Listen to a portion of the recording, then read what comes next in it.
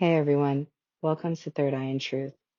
This is a space for clarity, intuition, and grounded truth, where we slow down enough to hear what's real beneath the noise. I want to start this episode differently, not with facts and not with advice, just honesty. There was a time in my life when I felt heavy, but I couldn't explain why. Nothing bad had just happened, and yet something inside me knew I was grieving.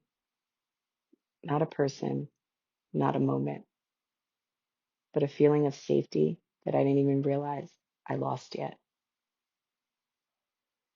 We don't talk enough about the kind of grief that doesn't come with a funeral. The grief of realizing the world isn't as safe as you thought. The grief of watching adults struggle and realizing they don't always have answers. The grief of growing up during chaos when your nervous system hasn't learned how to hold it yet. This is the grief many young people are carrying right now, and no one's given it a name. For kids and teens, grief often doesn't show up as sadness. It shows up as anger, shutdown, exhaustion, and disconnection. I've seen it, I've felt it, and what I believe deeply is that these reactions aren't weakness. They are the body saying, this is too much to hold alone. I believe truly that God and the universe don't place awareness in a soul without also placing protection around it. I believe that when young people feel deeply, it's not a flaw. It's a sign of spiritual sensitivity. But sensitivity without guidance can feel like drowning. And that's why presence matters more than explanations. If you're listening to this and you feel sad or heavy for reasons you can't explain, I want you to hear me. You are not broken. You are grieving something real, even if you don't have the words for it yet.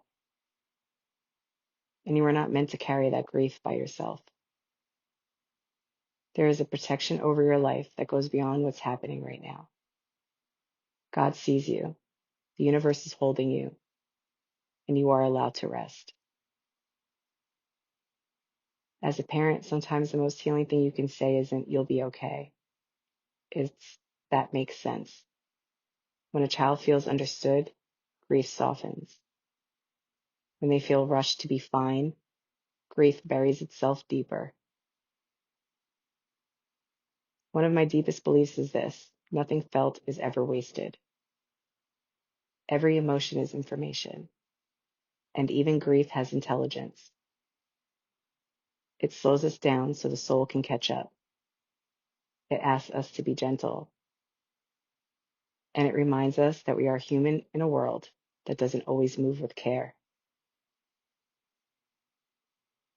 Feeling means you're alive, and even in grief, there is guidance. In the next episode, we'll talk about anger, numbness, what they're really protecting, and how to listen to them without fear. Until then, know this: you're allowed to grieve what you've lost, even if no one else sees it. And you are never unprotected while you're learning how to feel. Thanks for listening, and I'll catch you next time.